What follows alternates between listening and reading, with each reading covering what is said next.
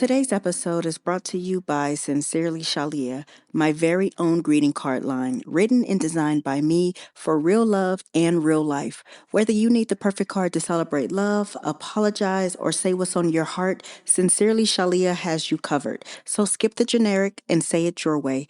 Check out my full collection at shaliavinny.com/greeting cards and find the card that speaks for you. I can't wait till you guys check them out. And don't forget to let me know what you think. I love you guys. Hello and welcome to the Love This Way podcast, the show that exists to help men and women everywhere to be better at love. Never any gender wars or back and forth, just great tips to help you find and sustain the love of your dreams. Because love is a journey, but you still need direction. So I want you to grab your tribe and get ready, because each episode we're going to be talking about our real life issues, answering tough questions, and building solid relationships with one another as we heal, learn, and grow. I'm your host, your girl, Dr. Shalia Vinny, and today I want to address a hard truth that many are struggling with. Your partner is experiencing a completely different relationship than you. You ready? Hey, my babies. Welcome back to another episode of Love This Way. There is something happening in relationships that almost no one talks about. Two people can be in the same relationship, but living in completely different emotional realities. One person feels loved, secure, appreciated, connected, but then the other one quietly feels uncertain, unseen, unfulfilled, emotionally alone. Same relationship, same conversations, same routines, same history, yet completely different internal experience. And this is why you hear one partner say, I thought we were doing fine. But the other one will say, I've been unhappy for a long time. Because one person feels blindsided and the other feels unheard. One feels confused and the other feels invisible. Today, we're going to talk about why two people can experience the same relationship completely differently, how this happens, and how to make sure the person you love is not quietly living in a relationship that feels very different from the one you believe you're giving them. Because a relationship is not one shared emotional experience. It's two private emotional experiences happening side by side. So I want to first talk about how two people can live in completely different relationship realities. Because many people believe that if nothing is wrong, everything must be right. Bills are paid, responsibilities are handled, arguments are minimal, life is functioning. So one partner feels like, you know what, we're good, we're stable, we're solid, we don't have any issues. Meanwhile, the other partner feels like we don't talk like we used to. I don't feel prioritized. I feel more like a responsibility than a desire. I feel alone even when we're together. Nothing dramatic may even be happening. No betrayal, no major conflict, no obvious crisis. Just small emotional needs going unnoticed repeatedly over time. And those small moments matter more than people realize. Moments like wanting to feel listened to but feeling rushed, wanting affection but feeling like it has to be requested, wanting intentional time together but always being scheduled after everything else, wanting curiosity but feeling predictable, wanting appreciation but feeling expected. So one partner feels like I'm showing up every day, while the other one feels like I feel like an afterthought. Both people believe they're telling the truth because both people are describing their internal emotional experience. This is where many couples become confused because effort and impact are not always the same thing. One partner may really believe I'm working so hard for us, and the other partner may feel like I don't feel like I'm chosen by you at all.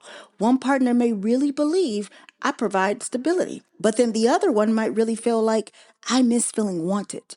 One partner may really believe we don't fight, so things are good. But then the other may feel like we don't talk, so things feel distant. Peace is not always connection. Stability is not always closeness. Functioning is not always fulfillment. A relationship can look healthy on paper while feeling lonely emotionally. And many people don't realize that their partner's experience is different until distance has already grown. Let me go deeper so I can explain why partners often don't realize that their experience is different. Because here's where it gets even more complex. Many partners are not intentionally neglecting the relationship. They just really believe if there's no complaint, there must not be a problem.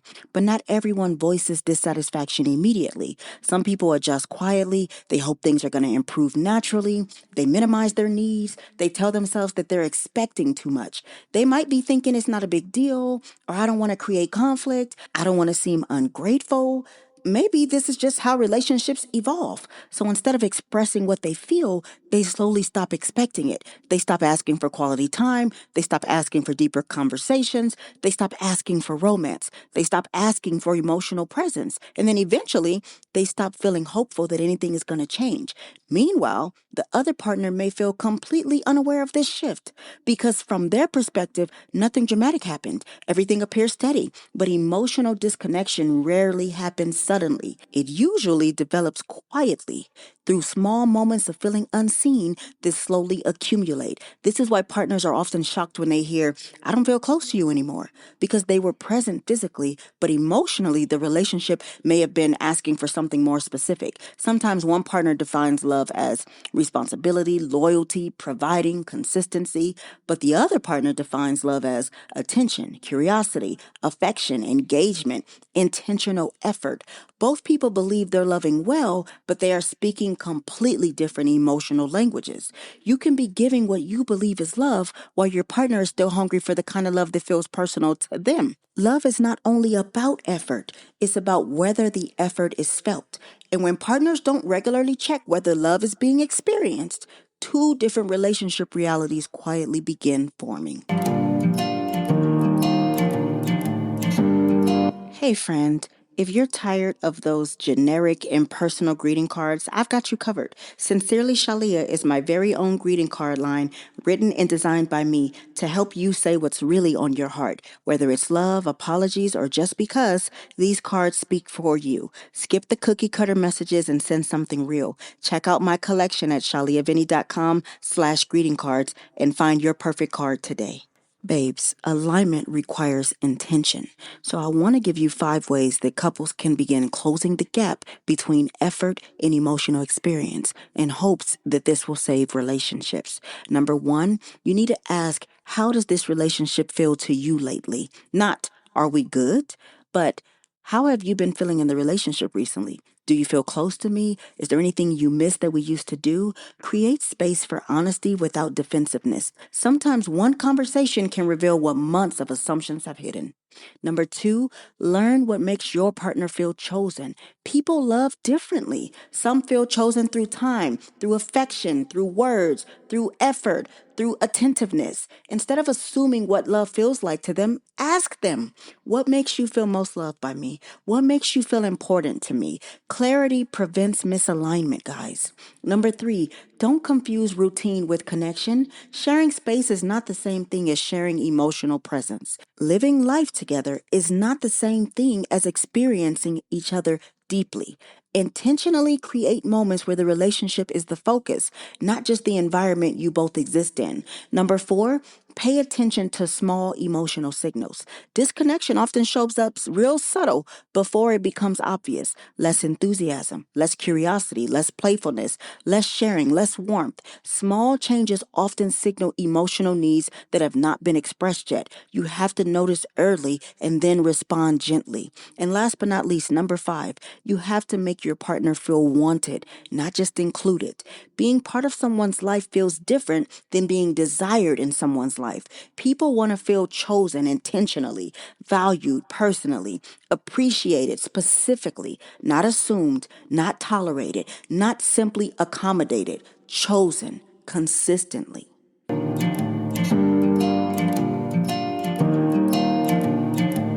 Let me leave you with this today, and I hope that you take it with you.